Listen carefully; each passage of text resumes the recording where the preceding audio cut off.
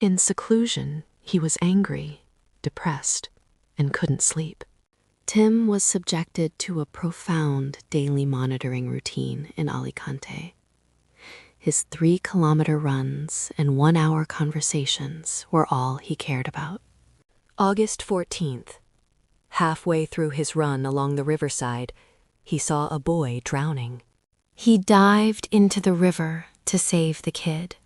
As he swam towards the boy, in a split second, the boy went under the water.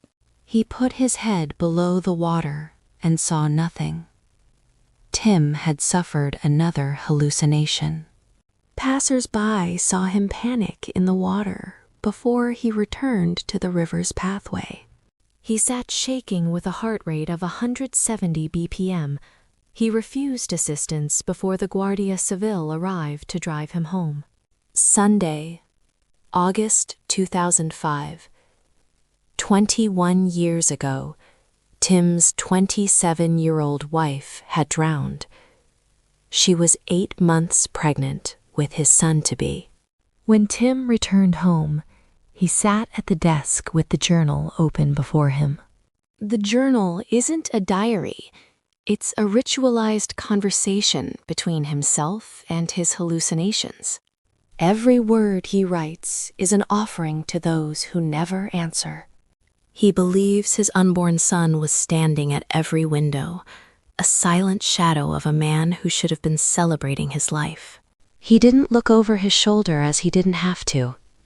The observer was watching. He felt her presence at his desk, the only thing he kept, in the scent of vanilla candles and the pain of an empty existence. The river had taken his family.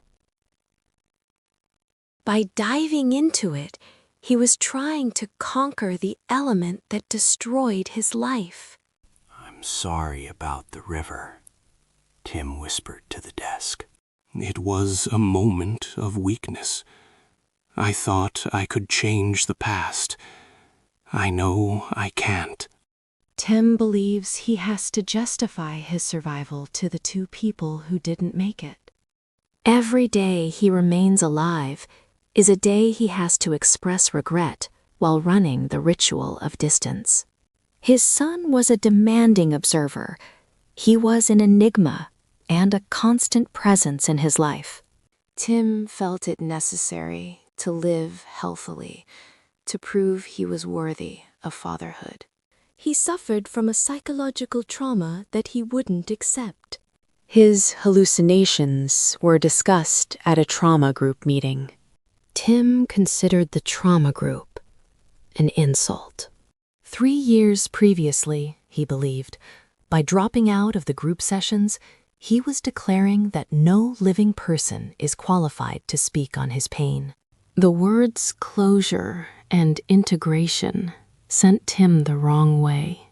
They spoke as if his grief were a disease to be cured rather than a debt to be paid.